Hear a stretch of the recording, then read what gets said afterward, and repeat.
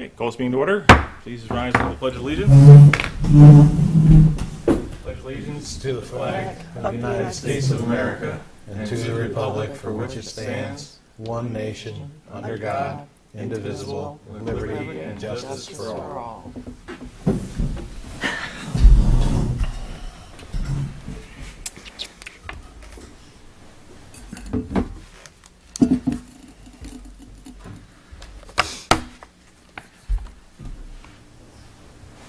Ryan, it's our should or be up. It is not. Yep.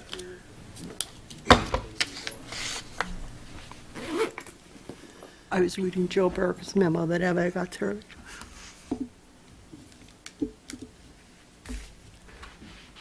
Okay.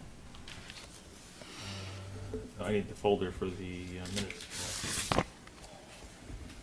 Under planning, is it under, Nope, where are we go? it's under my documents. Nope.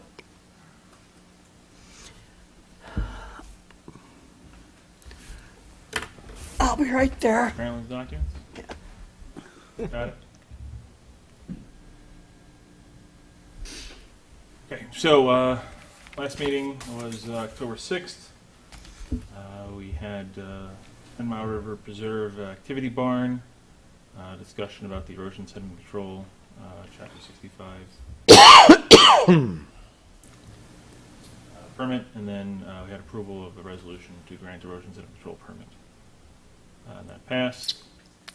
And then we just discussed a little bit about this meeting and what would be coming up on the agenda. So, motion to accept the minutes. So moved. Second. Member Roman, seconded by Member Palmer. Discussion. Seeing no discussion, all those in favor say aye. Aye. Any opposed say no. Passes.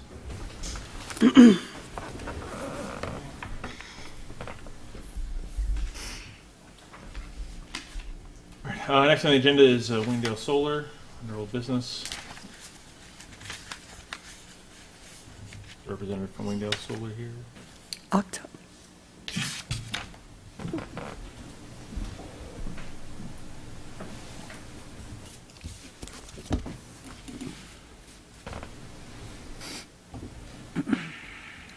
Hi. Hi, how are you? Good evening. Members of the board, thanks for having us back. Again, my name is Tom Saunders. I work for RIP Development on behalf of Wingdale Solar. I have Kate Thierdelis here from Wendell. She's our engineering partner. I'll just give a quick intro as to why we're here. After our last meeting here, we went before the Zoning Board of Appeals for a public hearing regarding the area variances that are required for the project. So that public hearing remains open at this time while the secret review process is going on. Since we were last here, we made this supplemental submission. In that submission, we have included an updated site plan with some minor changes, a forestry report, our negative DEC parcel JD, updated stormwater pollution prevention plan, road use narrative, updated FEAF, and ag data statement, updated Caesar as requested, and a requested right-of-way easement that we were asked to submit as well. And we have also now received the ZBA referral response from the County Planning Board. We received the town engineer's comments over the weekend, and that is essentially what we have for you today. So I'll open it up to any questions or discussion. Right. So again, you went to the ZBA, and they opened a public hearing. Can you, since the planning board is not the ZBA, can you give us a sense of how that? Was there a discussion that was part of that? Or? Yeah, there was a little bit of discussion.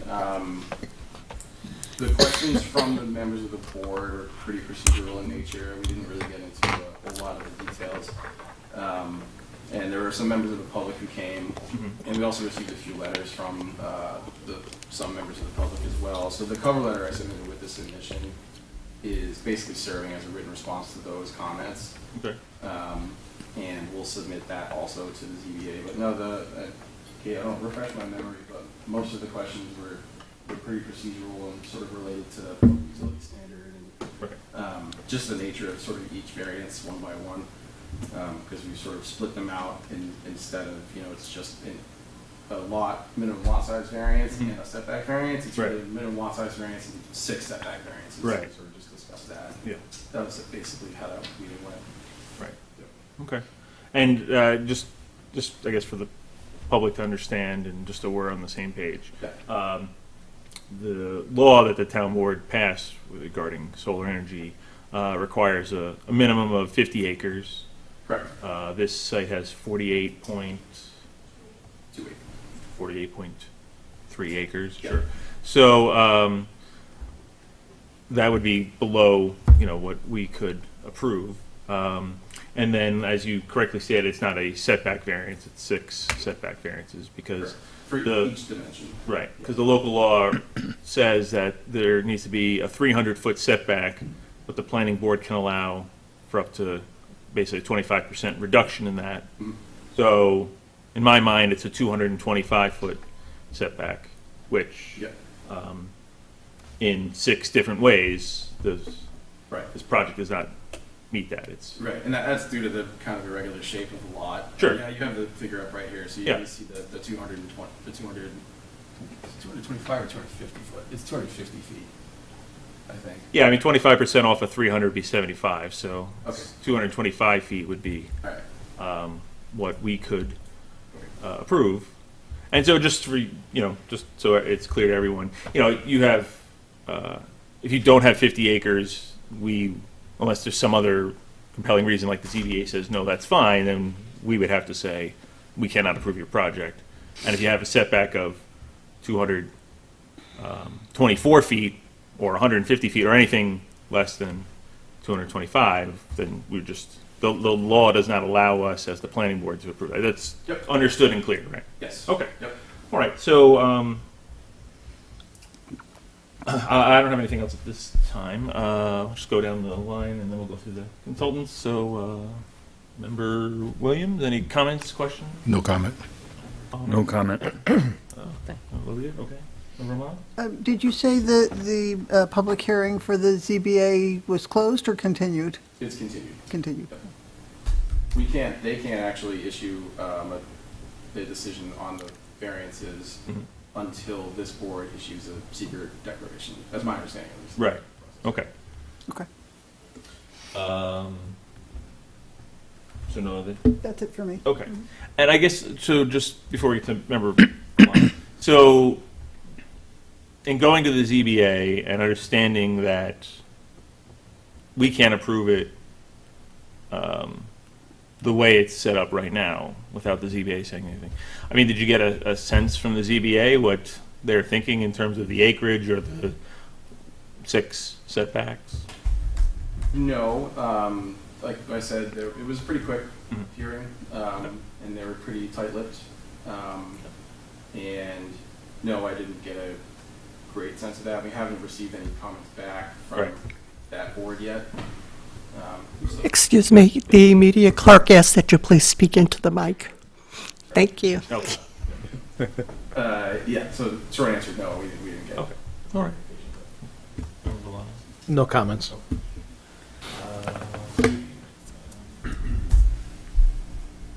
I guess we'll start with planner. Yeah? Sure. Okay.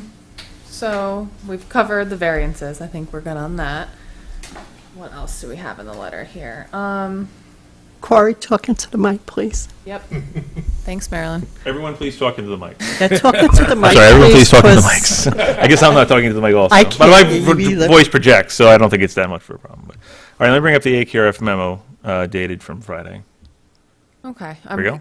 Down to comment 11 now, but just a couple minor things, like a Mhm. note talking about the provisions of section 145-15. We like to have those notes on the cover page, just so when our inspectors are out in the field, they have that in front of them.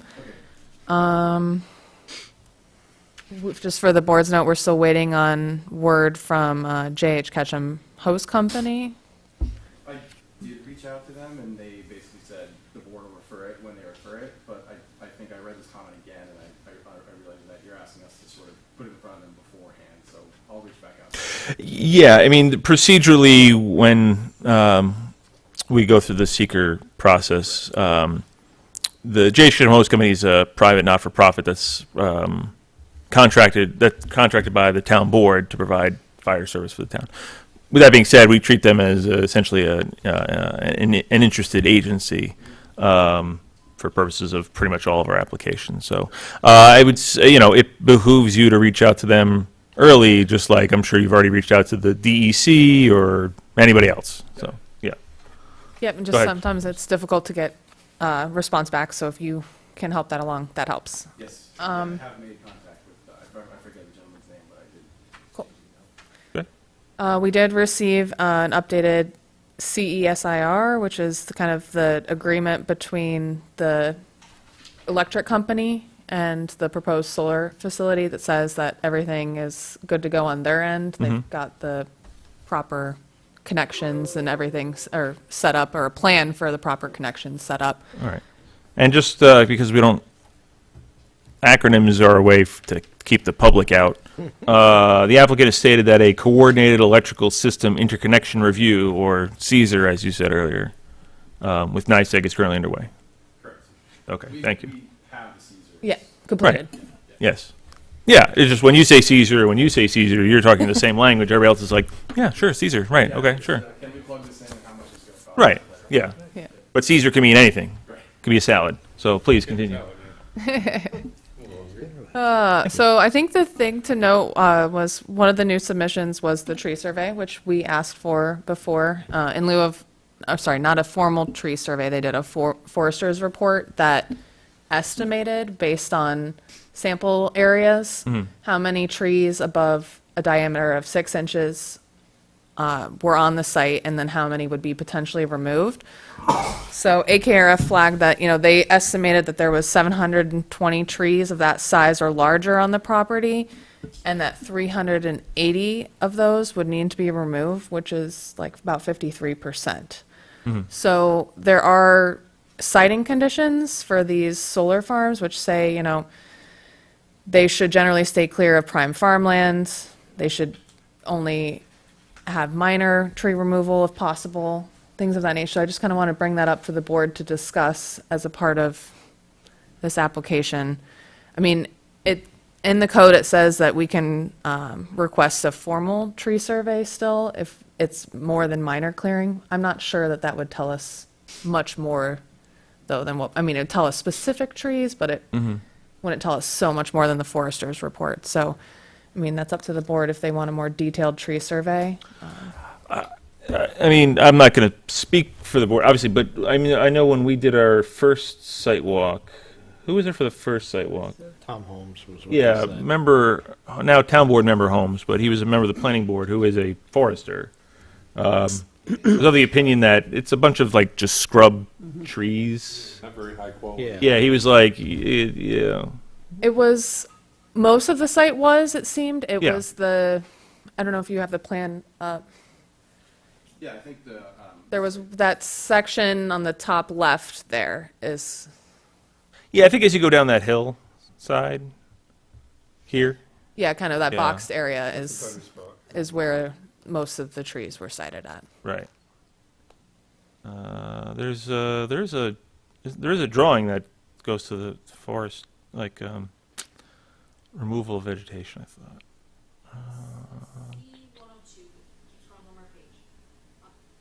There we go. So the dark gray area doesn't mean that's all trees. It just means That's what gets cleared. that's what's getting, yeah. Right. Yeah. So the section right here is basically that field. yeah. Right, okay. But yeah, this is a lot of just brush, is my recollection. And then as you got into here, it was a lot of just, I don't know how to describe them. I'm not a forester. But Overgrowth. there, kind of. yeah, it just wasn't like wow, look at look at this 100-year maple or oak or anything. Yeah, there was there nothing weren't- like, it was basically farmland that they stopped farming 20 years ago or something. Yeah, You know. if you look at the forester's report, the general observations section is kind of where he describes the site in general. Right. He describes sort of two distinct areas. Mhm. That northwest corner, which you mentioned, is what he's calling areas of second growth evergreen forests, dominated by northern red cedar that are mostly smaller than 6 inches in basal area, and then the rest, and that's actually a very small sliver of that northwestern portion, and then basically the remainder of it, he is calling back over in the evergreen forest, remaining areas of the site, which included the majority of both the area of disturbance and the buffer zone, were characterized by dense shrub made up of primarily invasive common buckthorn, rose, grapevine, and other pioneer shrub vine species. There's some standing dead ash. There's a couple of living ashes that are left, but we expect those to probably be dead relatively soon due to the emerald ash borer. So that's kind of how he characterized it. He also said to me specifically that some of that brush is so thick he could not walk through it. He would have needed to have brought his machete. Right. And he didn't. Sure. He did this in July, I believe. Mm-hmm. Okay. Okay, what else? What number should we be on now? Oh, well, a lot of these have been taken care of. I mean, there's little things like I'm gonna address, come and addressed. We're all the way down to 46 now. Just some minor updates to the EAF, but that's nothing. And then we're still waiting on DEC's review of the bog turtle.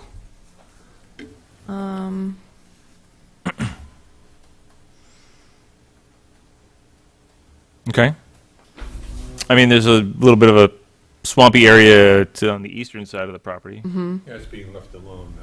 Yeah. I think we owe you some language on maybe timing restrictions regarding that. Yes. Bog turtle, but I think the real thing is we're still waiting on the water quality certification application. Yes. Response from DEC. We're still waiting on that. Perfect. Yeah, that's most of the comments then. Any,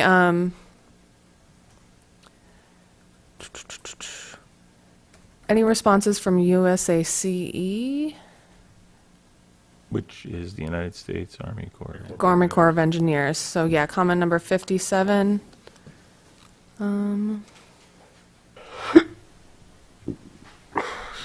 It's just, I think you're referring to comments that they've given you, so if you could just provide us with those. That's relevant to Yes, the yeah. stream that's, is going underneath of the road, which Yep. drains the swamp, Mhm. toward 55. Toward, like, Astor. Yeah. Yeah. Okay. That's kind of reiterated a couple of times there. Like you said, we got the letter of no jurisdiction from DEC for the wetlands, so that's good to go. Acoustics, there was just a minor follow-up. Just, I'm sorry on that. Like, stream is like the word stream is doing a lot of lifting on. Like, it's not a stream. Like, what is It's it? an intermittent, It's classified as intermittent C stream, but because it is that way and it's draining, the Army Corps is still involved with it. Okay. You're going for a nationwide permit, I assume. Yeah. yeah, So a nationwide permit is one of basically filling out paperwork and it's guaranteed. It says you're going to disturb less than 1/10 of an acre Right. if you fill out the proper paperwork. Yeah. So it's not something that is a heavy lift for them to do. If it- Right. Well, I guess what I'm saying is, like, people hear the word stream, like Yeah, it's not a real stream. Right. It's the moving water version of a vernal pool. Yeah, this is just, Like, you know, it's whatever- this is whatever a you think grass a vernal ditch pool that is, drains the it's water swamp. moving, that's what it is. Like, This is a grass ditch that drains the swamp, Yeah. but because of that, it's classified. but it might be. I mean, except for maybe the rain we just had, it's Yeah. basically been dry for the last couple of months. Probably. Exactly. Probably. Exactly. Okay. Has anybody been to the site recently? Is it that wetlands kind of dry, or I haven't been since the summer. okay? Was it dry over the summer or Um, slightly wet? Was a couple of weeks ago. yeah, it was pretty dry. Was? I was there earlier in the summer. Yeah, it was pretty dry. Okay. because I remember one sidewalk we did, and it was like, I thought you were gonna lose. No, but another sidewalk we did, I thought you were gonna lose it. I thought I was gonna lose a shoe. Like it was so Oh, the wet first and one. muddy. Yeah, the first one we went. So, yeah. okay, First one, it was pretty wet there, yeah. And there wasn't a culvert that was proposed there before. Now they're proposing one to cross over the stream. Yeah. So, Again, I'm just Yeah. like, when people hear stream, it's not a stream. What they're doing with the culvert too, so you know, they have to bury it. Right. Actually bury it 6 inches or something like that, so that it will have a natural bottom, so that the critters can crawl through it. That's required by the Army Corps. So it's not just a standard. Right, it has a culvert. top and sides, no bottom. Yeah, it's, you could do a larger culvert with footings, or you could put a buried pipe. They're Right. choosing to go with the buried pipe, which is allowed by Army Corps. And they'll put a natural bottom placed within it, so that the turtles and the other critters have a natural path. And that's part of your proposal. Yep. Yeah, I did not bring along Brendan, our environmental permitting specialist, and I'm sort of regretting that now, but I'll follow him on this one. Okay. a lot of it is more just procedural, Yeah. honestly. Same thing with the noise comments. Like I said, your acoustics person has said that, you know, you will meet the thresholds at the property line, but there was just, he wanted to make sure you were using a couple of correct assumptions within that calculation. So if you could just provide a little bit more for that, that would be great. Yep, and then kind of get back into, we had a lot of What number? reiterative comments because of the nature of how this kind of rolled out. We did a first round of review and then did a more thorough round of natural resources review. So it kind of loops back to more natural resources comments, but we've kind of already touched on those. So really the only thing, you know, I mean, if we're looking at the EAF Part 2 and impacts, the only question in AKRF's mind is kind of the impact to land and how we're not meeting the zoning requirements. And how do we justify such a large setback Right. reduction? You know, when we just came out with these, when the town has just come out with these new regulations for solar array. Right. And I think that kind of ties in then to the siting considerations as well, right? Where you're supposed to avoid prime farmland and wooded areas, which to a certain extent it does here. Right. And to the applicant's point about prime farmland, it's not being used as farmland now. Sure. So, you know, So then it's not prime because it's not being used right now? no, I mean, technically the soil is still Prime. prime, Sure. but I think in his letter, you know, what, if nobody's using it, is it, do we want to keep it off of any other type of developments? I don't know, how do I say this? Do we want to stop any other type of developments because it could potentially be used for prime farmland? But one of the benefits of solar is that that can go away in the future, and It could be prime farmland again. in the yeah, yeah. So It absolutely will. those are kind of the, This is temporary. Okay. I mean. well, solar the panel clearing of, Mixed with other solar panels, and then it's always a solar farm. yeah, and the clearing of the trees would be permanent, you know, so there is that. Which in That's- following your idea to its end would make more prime farmland eventually? If they, yeah, That's true. yeah. Yeah, but though, yes, it's a considerations for the board to weigh. And I think that's about it for AKRF. Okay. Thank you. Anything for engineering? Yeah, went through, they did a pretty thorough SWIP, but there's some concerns I still have. But more importantly, I want them to address the comments of the Chapter 65 so that that's documented, because it's separate from what you're used to doing in NOI, which is a notice of intent for a state stormwater permit, which is what they're designing it to. So I gave them the summary of the things that are missing and stuff.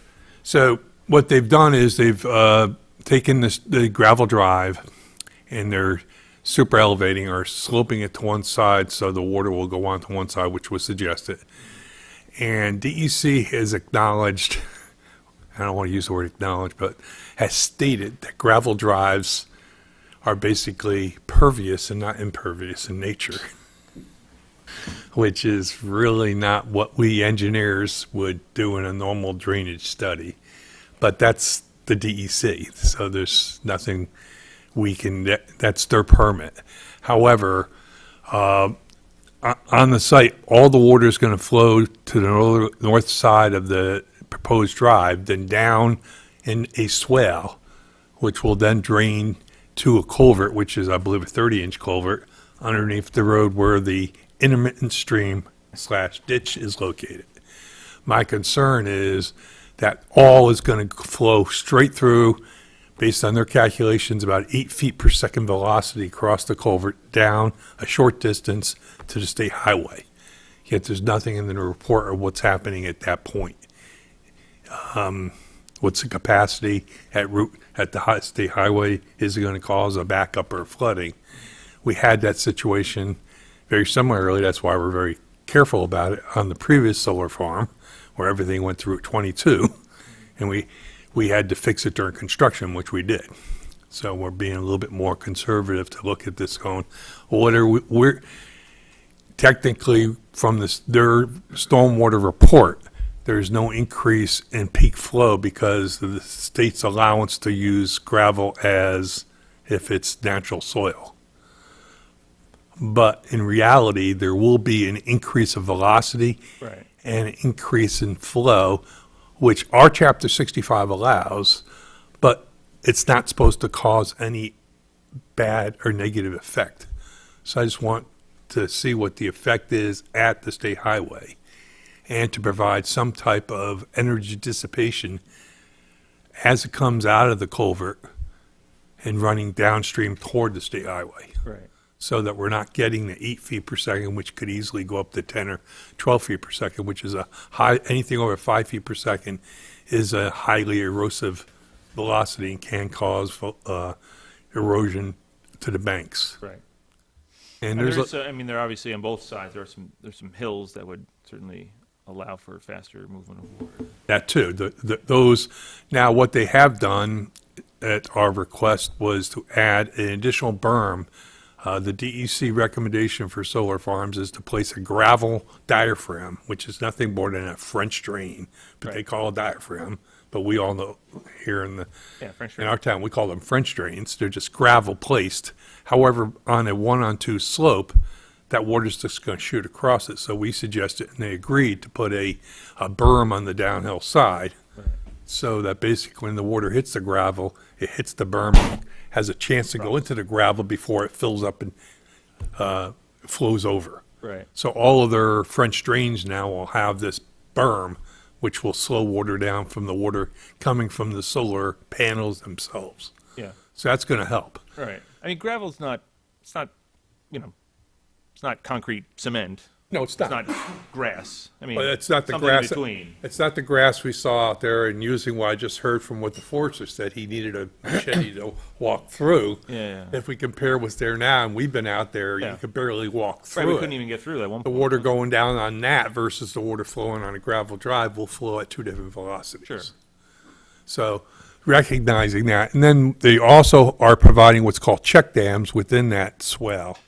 That check dam is nothing more, and you've seen them on 84 in I was the. about to say, right. yes. If you see them in 84, you'll see them. They're basically gravel, looks like a triangle that fills up to so the water hits it and slows down before flowing down. Right. And that's, the intent is to slow the water down, creating a series of small waterfalls, if you want Right. to So call it them. either pools behind it and it Yes. slowly filters down Yeah, to the either- ground or through the gravel or. Yeah, as after the rain ends, and when it's steep, at least it's going over, and that's providing a good reduction in velocity. Right. But even with that, I still feel there's going to be a large quantity of water at a velocity going through that culvert that should be looked into a little bit, and I think it can be. Yeah. So that's my main concern with the stormwater. And then just some housekeeping on the plans. The report talks about mitigation and phasing. My experience is a contractor doesn't see that book. It gets put in the library somewhere, and we've seen this over and over and over as we go on, even on projects of my own. If it's not on the two sheets that they carry to the field, it doesn't get done. Sure. Well, as Planner Yep. Block was just saying about putting things on the So, front The- sheet, so yeah. the building inspector, code enforcement officer. yeah, not see to make it overly complicated, but somehow get some of the information that's within the SWIP report, instead of having a note on the plan that refers to the SWIP report. That's never going to Page happen. 103 in Appendix B or something. Have that information either put in some easier fashion or something into the plans that are easily seen on the site. Right. So that's just housekeeping. That's basically my comments. All right, thank you. Can I come back for I was looking in all these million comments. I wanted to make sure Yeah. I got everything. So there was one more about the road use narrative. We asked for 26. The size and weight of the construction vehicles and how many. I mean, it says that daily there would be deliveries, but how many? And then the weight of those vehicles, just to ensure that there aren't any impacts to that roadway coming in. So if you could just clarify that piece. And then for the board, there was a lot. I know, I'm not speaking for the fire department, what they'd say is that, I mean, any roads need to be able to withstand a, you know, like what you think of as a full-blown fire truck driving up full of water, so, Are you talking about the access roads in the site? yeah. So, This was, I think, more for the roadway, the public roadway. oh, okay. Yeah. Road use maintenance agreement, I thought that was for the road on the site. You're saying that's for the access to the state road? I think we were asked for both, and I think this may have happened before I sort of came on board, but I think as far as the road use maintenance agreement, we were gonna leave that for a later time, closer to site plan approval. Right. To iron that out, and then the road use narrative, which I think the planner correctly stated is more regarding the potential for traffic impacts. Oh, okay, okay. Right. Sorry about that. Yeah, that's sorry. right. A little bit of both. Yeah. They're kind of lumped into the same comment, but Yeah, the only thing I could really see coming out of that, I mean, it's on a state road, similar to,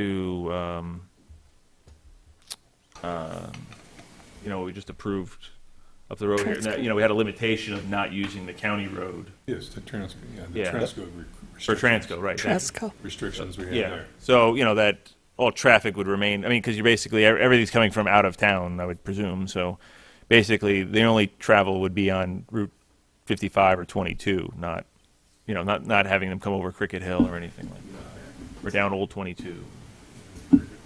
Yeah, and I, like you were saying, it kind of talks about traffic impacts. So I'm sure they're going to be well under traffic impacts rising to a significant level, but we just want to document what that level actually Right. is. And, yep. No, go ahead. well, I was going to say something else, so if you, I was just keying into that same thing, so talking traffic, where are you with the DOT conceptual approval? Because that kind of keys into what you're talking about. Hi, I'm Kate Spardawas from Wendell. We are in coordination with the DOT. We've gone back and forth with some comments, and we've addressed our comments around the final revision. And they've stated once we address those comments, we'll have stage 2 approval. Okay, are you familiar that the DOT of Region 8 has changed their entrance standards over the last month?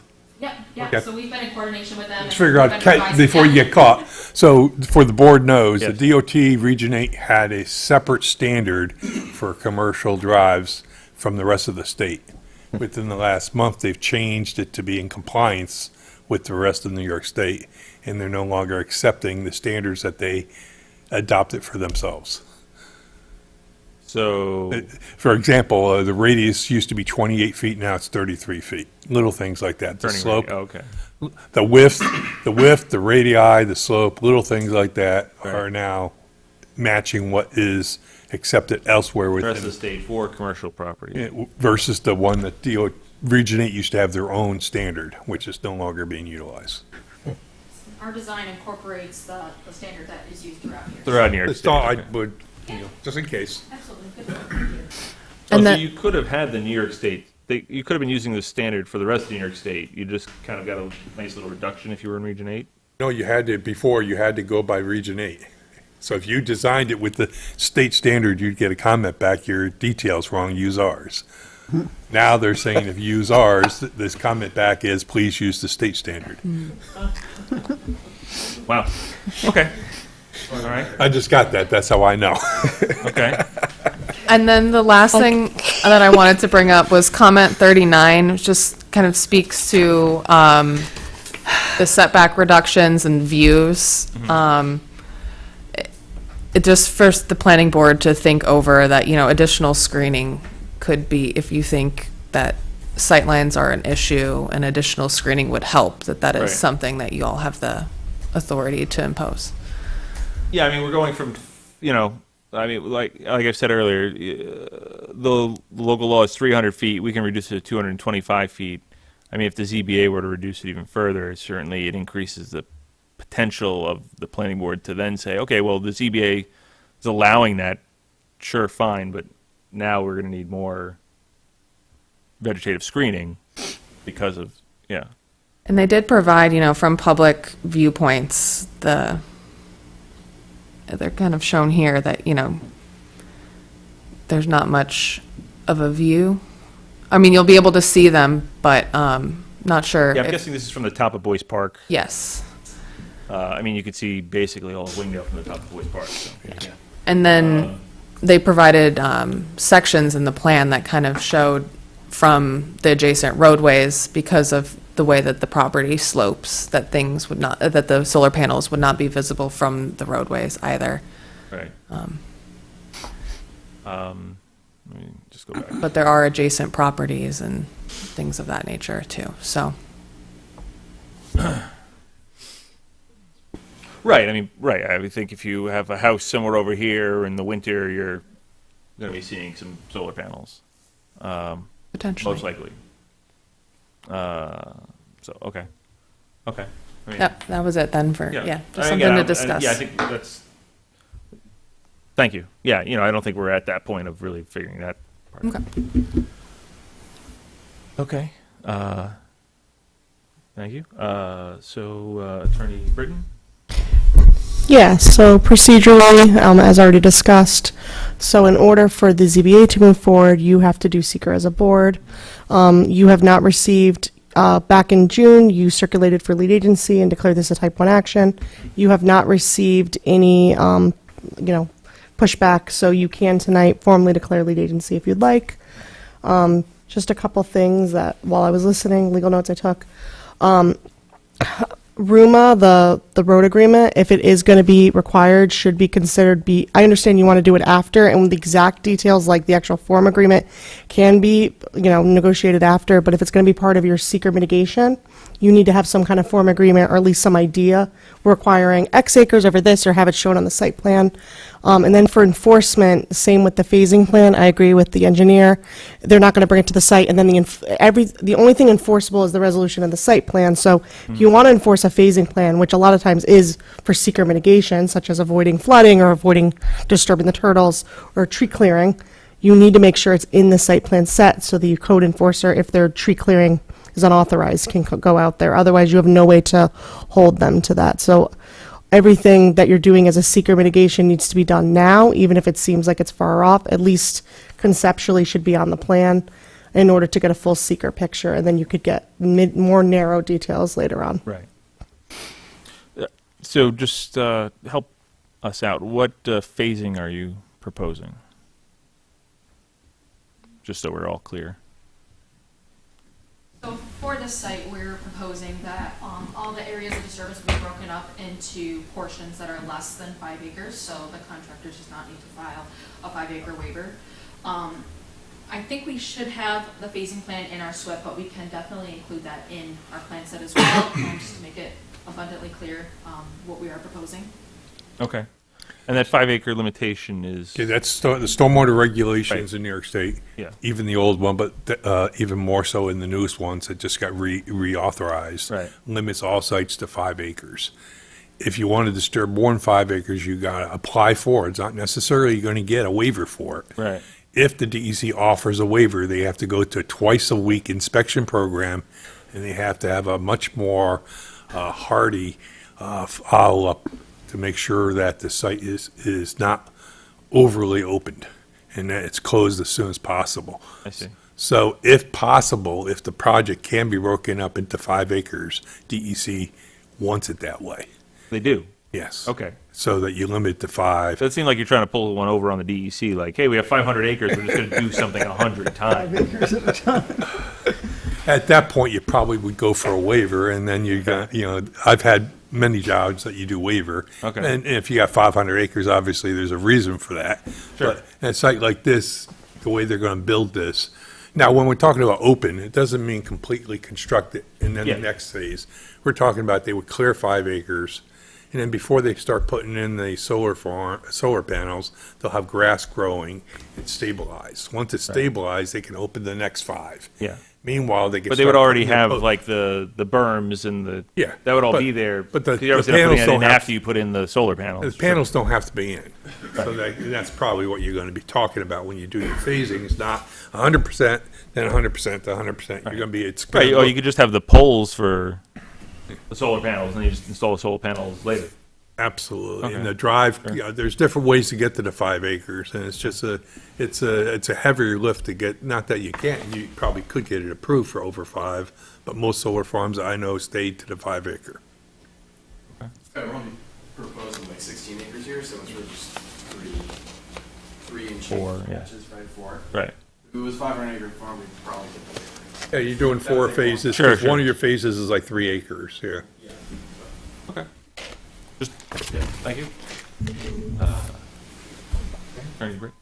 And that's all for me. Okay. Having heard from our consultants of Berger, Block, and Britton, anybody have any comments, questions? Nope. No? Okay.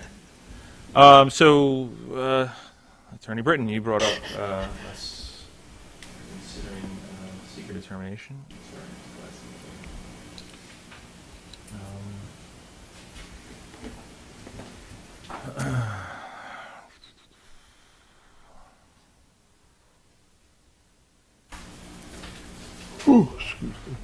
Then the next thing to discuss would be if we're ready for a public hearing or not. Right. Okay.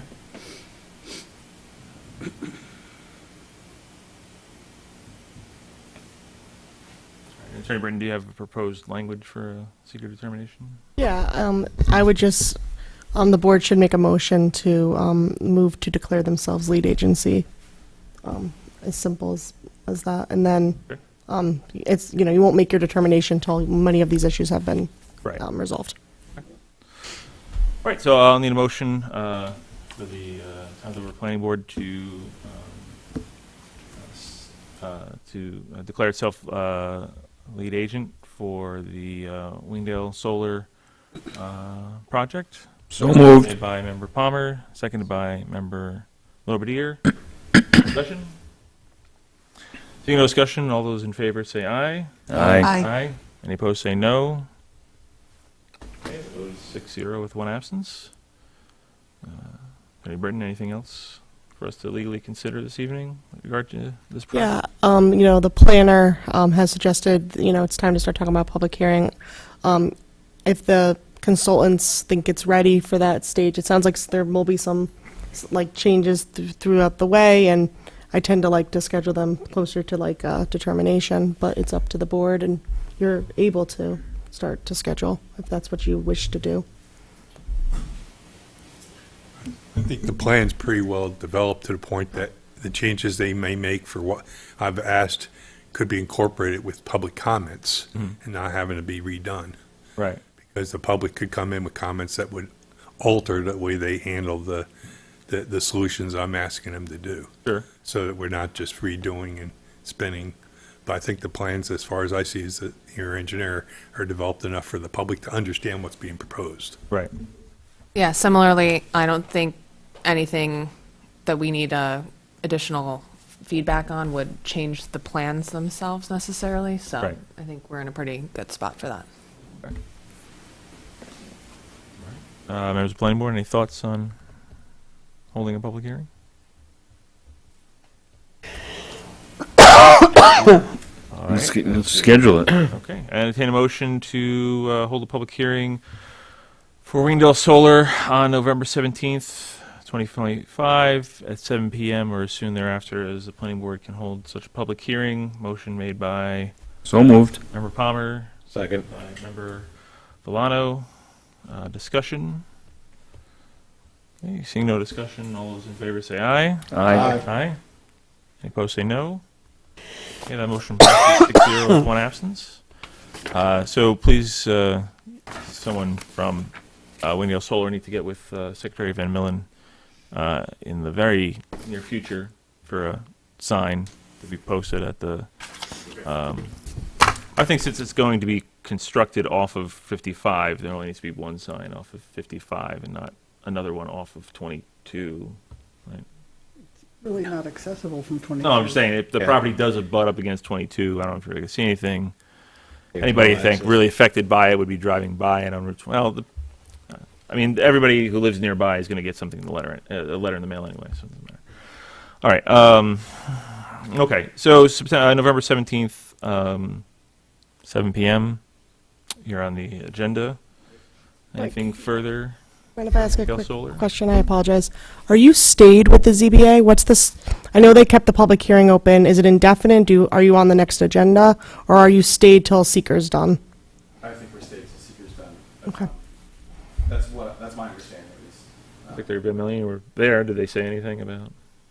No. No, but probably they will make a determination or something on the November 10th meeting. So they do have a November 10th meeting? Yes, we Okay. do have a November 10th meeting. But it could just be like, well, the public hearing's still open, so, Yeah, it's probably it. Well, they can't close the public hearing till seeker's done, okay. so they have to leave it open. They just Okay. could have held off on opening it if they wanted. Okay. Okay. Anything further with Wingdale Solar? Just remind, you have to have someone pick up the sign from the planning board secretary and just said post it. Yes, you may did. not, I don't want you to miss that. The sign for the driveway? Yes, you just heard me say that 3 minutes ago. Yes. Okay. But It is so 2 you're minutes, aware that 37 it's your seconds. responsibility to have someone pick it up from Maryland. Got it. And Yes. when day we have it ready? We really don't have to post it until I sent the letter out 2 weeks before, You so, got time then. yes, so. I'll give you a call. Okay, just arrange that. Thank you. Just don't want you to go away not realizing you have to do that. You got it. Thank you. Okay. Thank you. Thank you. Have a good night.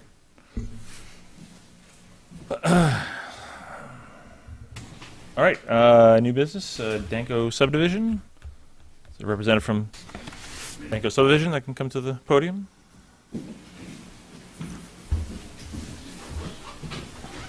Good evening, everybody. My name is Paul Danko. I own 16 Old State, Route 22 here in Wingdale, and I'm requesting a subdivision that would separate my house, which is on the east side, I'm sitting on 2.08 acres, separating it from the 11.5 acres on the opposite side of the west side of Old 22. Okay, so we can see it here. Let's go to Duchess parcel access. See a little better.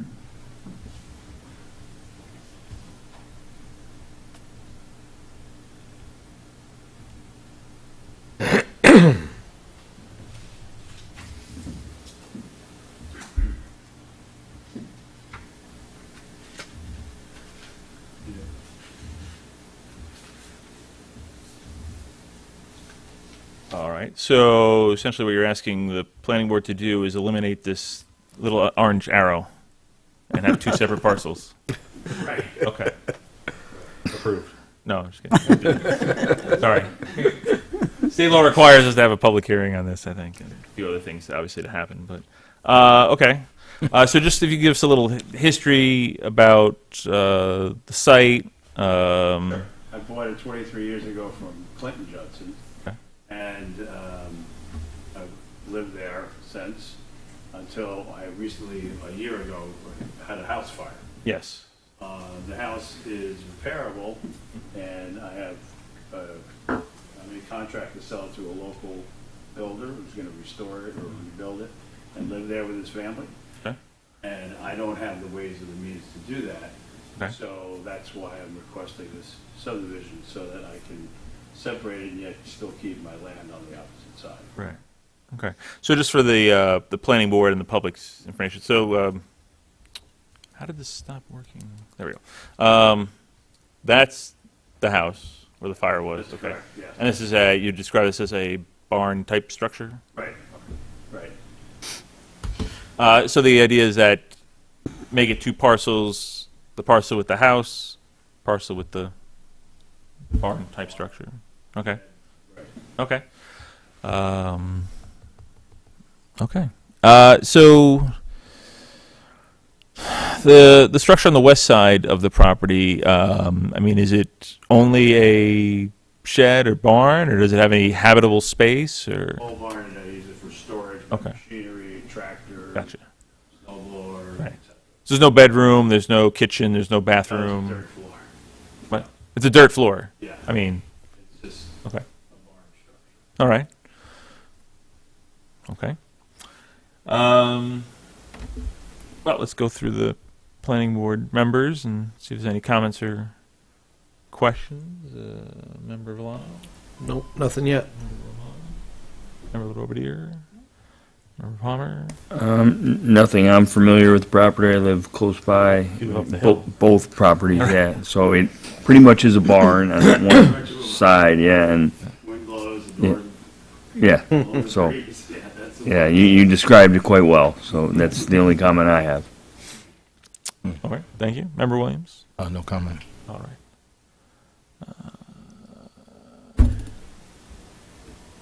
One of the B's decide. Me? Okay. Yeah, so, I think the main thing is, we had a similar subdivision come to us before, so we just kind of want to clarify, that wasn't permitted to have an accessory structure on a separate lot, because that was going to be that was a garage, right? And a garage is a commercial use not permitted in that residential district. So this, it allows residential and it allows agriculture. So if the barn is dubbed either of those, it can be permitted on its own lot then. That's kind of the difference here. Right.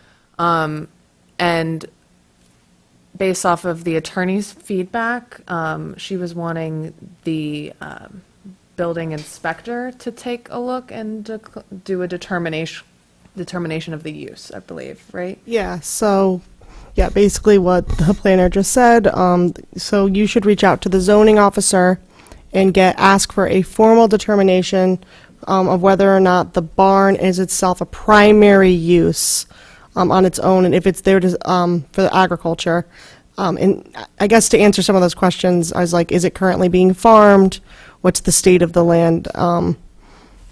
Is that supporting the land use, essentially, is a question. So we should reach out with the plans, explain to the situation, and then once that's determined, the planning board can then review that and decide whether or not, this is permitted in the district. Otherwise, you're gonna have to take the barn down. Yeah, the planning board is not in the business of determining what use is happening on the property, so we're kicking that back to the building inspectors, kind of Right. what's happening.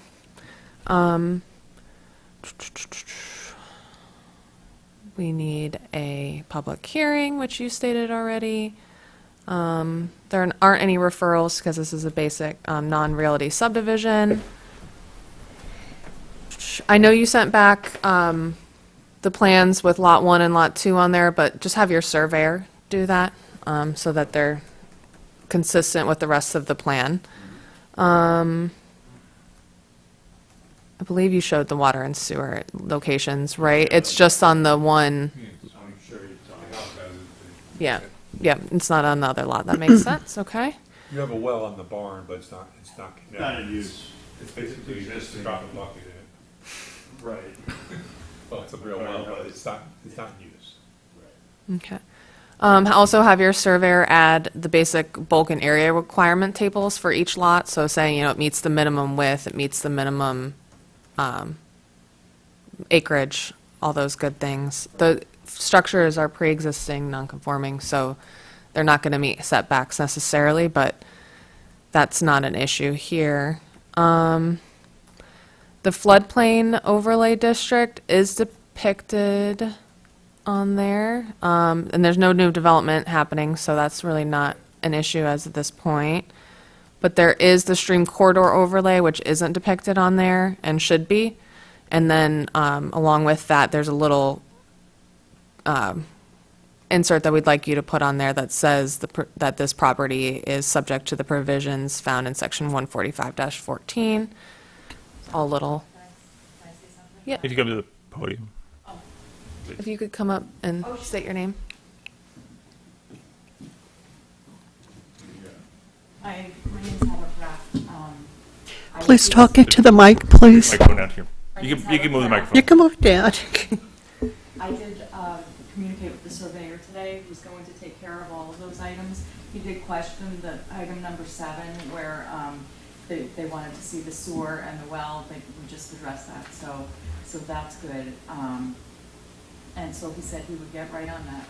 Yeah, I think there was the first plan that we got, it wasn't clear, but then we finally got in a PDF and it was clear, so we did see that after everything went out. Who did you say we should reach out to? The code enforcement officer, building inspector. Okay. So it's the office Don across Anderson. the space So, out there. and formal We want a formal determination. determination on whether or not the barn is permitted primary use. Okay. Yeah, it's not that whether it's ag, it's whether it's a primary use, but agriculture would be the primary use. Yeah. Yeah, so it's both, but it's slightly where. It's agriculture, you're getting halfway there. Yeah, exactly. Yeah, I don't want to go halfway, you get the whole thing. understood. Good distinction. And are they going to schedule a hearing, or do we have to get this done before that? So I would recommend the board get this done, do not schedule the hearing yet, No, because we wouldn't. you're gonna have to take the barn off if the building inspector doesn't believe it's primary use. Because if it's accessory to the ag, then you're gonna have to remove the barn, or you're gonna have to change your plan. So this is gonna, it won't make a major change, but it will affect the ability to subdivide. So the board should hold off on scheduling a public hearing. Okay, thank you. Thank you. And then the last little piece was, I think y'all submitted the short EAF, but if you could fill that out via the online form, because there were some questions that are auto-populated in that were not checked correctly. Not necessarily an issue for the board, but just to make sure procedurally we have the right documentation on the EAF. And that, The SEAF? yep. Oh, okay. Yep, the SEAF is still fine. You don't have to do the long one, it's just a subdivision, so the short is fine, but just do it through the online portal. I think there's one attached to the Dover's application, and it's old, and so if you could use the updated one online, that'd be great. That's it for me. Okay, Engineer Berger. Everything is fine. I have nothing else.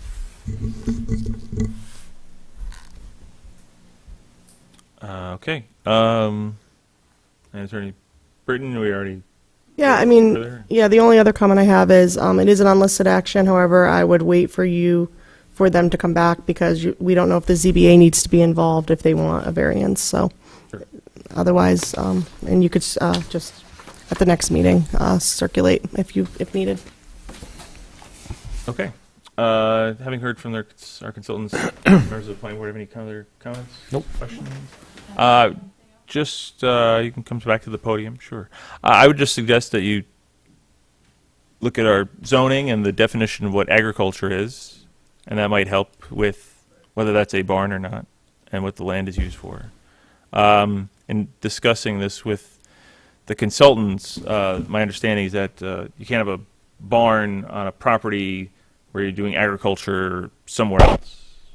Right. Barn needs to be a barn for that property, is that? Yeah, so it's principal versus accessory is the issue. So if it's accessory to the agriculture, like if it only half, for example, some codes, if only half the land's being farmed, then it's an accessory structure, and the code doesn't allow an accessory structure is on a separate lot without a primary.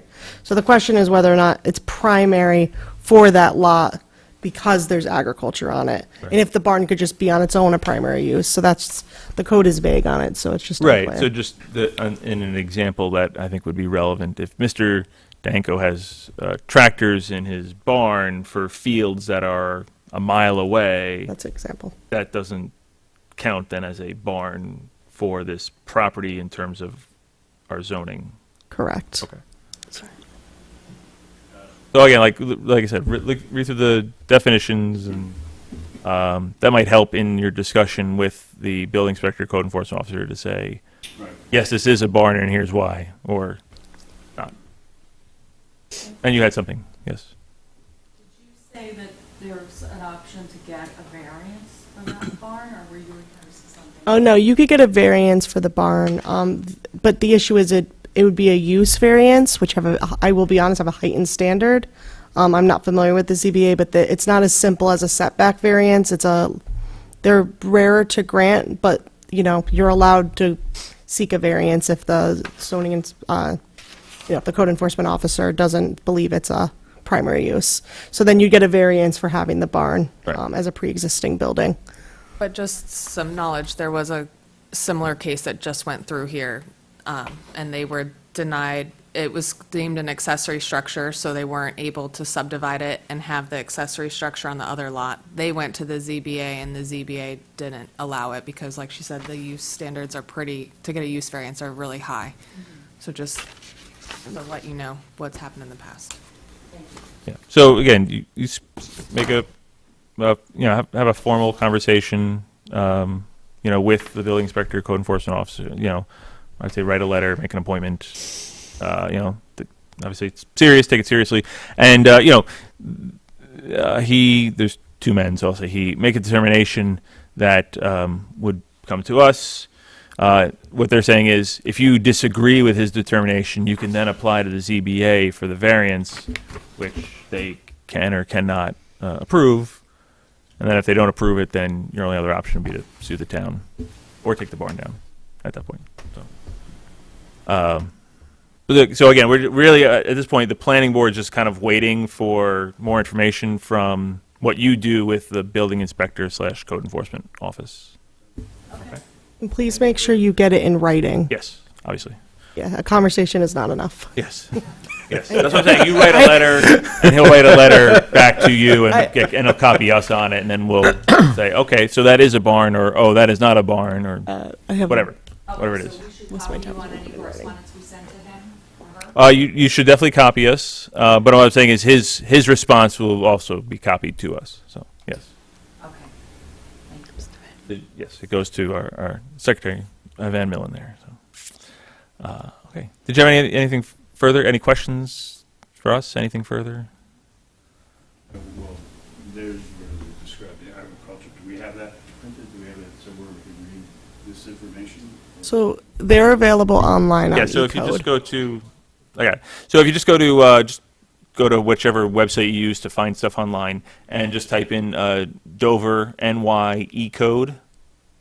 It should probably most likely be the first thing that pops up. So that's all I did. Yeah, 5 letters eCode. So it's eCode 360. So if you just type eCode Dover NY, Okay. I mean, it's possible it's not the first link, but you'll know because it'll say Town of Dover NY, or it'll say something else, and then it's not that. But You can also go to the website, and there's a link there. there's a link on There's a the link town's right on the website. Yeah, Okay. but yeah, make sure it says the web address at the top is ecode360.com / DO1139. I mean, that's what it is. So, and then yeah, I mean it's searchable. So you might have seen me searching for barn. I said, well, I didn't really find anything for barn. Let me try agriculture. So This will all be in the zoning. So It's the last chapter, so look at the zoning code in specifically. So if it's not in the zoning, it's not relevant. Yeah, thank you. There's a whole bunch of chapters here. You're interested in chapter 145. And then also, to some extent, chapter 125, the subdivision of land. So again, it's all right out there for the public to see. You know, it seems like since you're both here, you probably don't have like an attorney or a planner or an engineer helping you out with this. So, you know, if you have any questions, just please do ask. And I mean, there's an escrow, and they're going to charge you for their time, but you're going to pay somebody, either your attorney or our attorney, I guess. But yeah. Okay. Anything further? Escrow increase? No. I mean, what are we talking about here? Come on. I know. No. Okay. I think only if it kind of like somehow it gets out of hand. It's just it's in the end. I think it's a subdivision of land. I don't think it's. I think we're fine right now. Have they already paid? They've already paid at least the initial. They paid the initial escrow, right? It's 1,500. Right now they gave 1,500. If it goes below 50%, which is $750, you will get a note to replenish. Okay. Okay. Okay. Thank you. Thank you so much. Thank you. Thank you.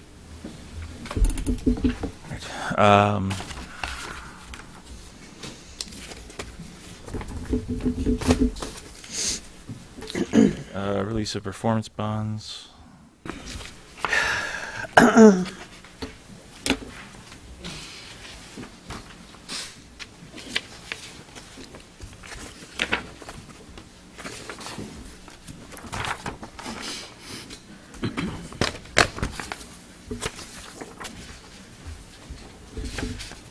All right, so the first one, resolution recommending the release of the performance guarantee Sherman Hill Road 2 family.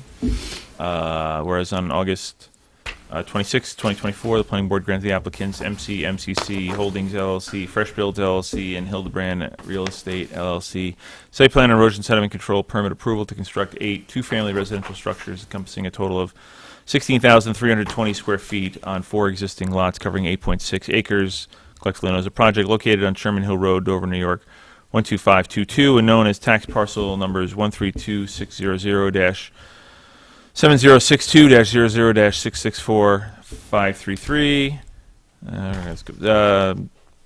comma, dash 660512, comma, dash 682496, comma, dash 658497, collectively known as the project site or site. And whereas as conditions of approval of the erosion sediment control permit, the applicant was required to submit 5 performance bond guarantees in the amounts of $15,717.75 for lot 14, $14,834 for lot 15, $13,835.25 for lot 16, $15,457.50 for lot 17, and $1,372.75 for the entrance. And whereas 3 of the performance bond guarantees were submitted by Valor Construction Corporation relating to lots relating to lot 14, lot 15, and the entrance, and 2 were submitted by Fresh Builds LLC for lot 16 and lot 17. And whereas the planning board engineer has conducted a final inspection of the project site, and by letter dated October 7, 2025, has confirmed that all work authorized under the permit has been completed and all provisions of the permit have been met. And whereas pursuant to Town Code Section 65-11, subsection C, such performance guarantee shall continue in full force and effect until a certificate of compliance shall have been issued by the authorized official after such consultation with any agencies or individuals as he deems necessary to ensure that all provisions of this chapter and of the permit have been met. Now therefore be it resolved pursuant to Town Code Section 65-11, subsection C, the Town of Dover Planning Board hereby recommends issuance of a certificate of compliance and the subsequent release of the performance guarantee submitted to the town by the applicant. Okay, this resolution is being offered by So moved. Member Palmer, seconded by Second. Member Lerobedier. Discussion. So Engineer Berger, if you just they've done everything that they need to do Yes. with respect to. We've been out there a few times, and it's all cleaned up and it's ready for them to start moving people in. Okay. All right. Any members of the planning board have any comments, questions on this resolution?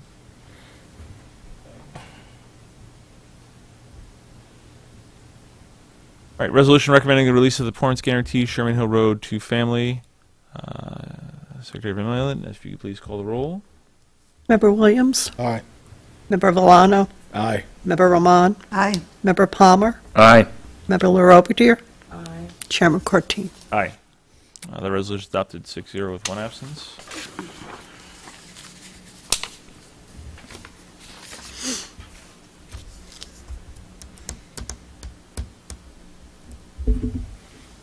Okay. Resolution recommending the release of the performance guarantee LWF LLC Farm Pond.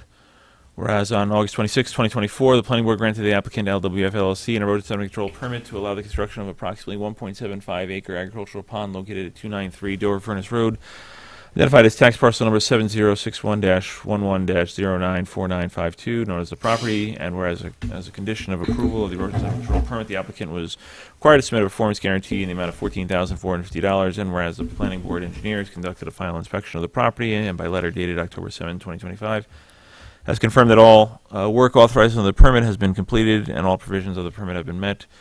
And whereas pursuant to Town Code Section 65-11, subsection C, such performance guarantee shall continue in full force and effect until a certificate of compliance shall have been issued by the authorized official after such consultation with any agencies or individuals as he deems necessary to ensure that all provisions of this chapter and of the permit have been met.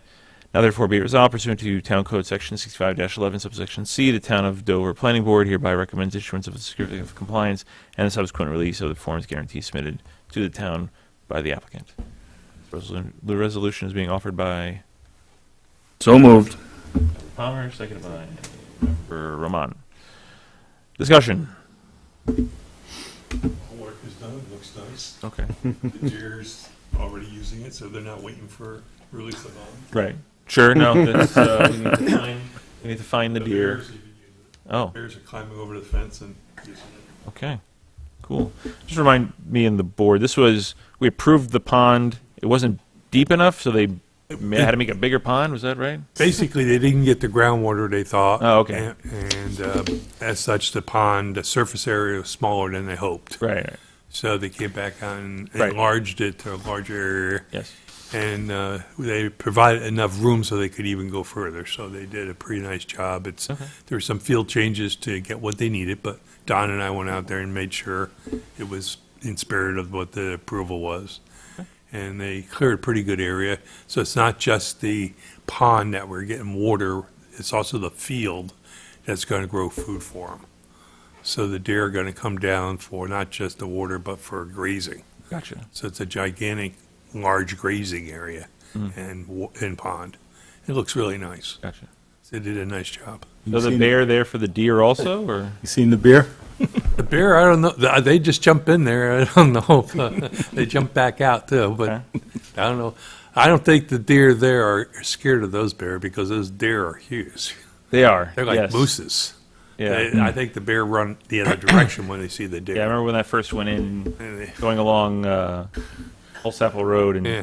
they were near the fence, and I slowed my car and looked at them, and they just looked at me, and They're huge. it's like a zoo. Almost like, these just are- like, they're- they're just like whatever. They are not scared of you. They are Red, very red big. stags, I think. What? I think they're red stags. Something like that. Something yeah, like but that? They're huge. They're Yeah. not the little tiny thing you see No. crossing the road. Okay. Would you drink that water? I don't know. Right. That's a good thought. On a middle of August afternoon, probably yes. Telling that a bear bathes in it also? Oh, that's true. I mean, Okay. A resolution recommending more release of concerned the with performance raccoons.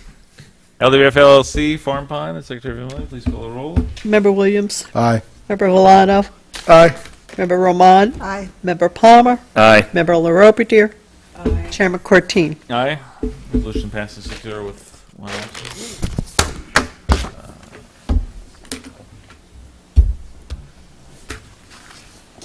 Okay, let's Since the first Monday of November is the day before Election Day, we do not have a meeting on November 3rd. So our next meeting is November 17th with a deadline of October 29th, which is 9 days from now. We will have a public hearing on Wingdale Solar. And anything else at this point? No, just the calendar for 2026 and the appointment of the consultants for 2026. Right. Okay. All right. And then we have a meeting on December 1st with a deadline of November 12th. Any further business before the planning board? Okay, I'll make a motion to adjourn, seconded by Second. Member Robadier. All those in favor say aye. Aye. Aye. We're adjourned.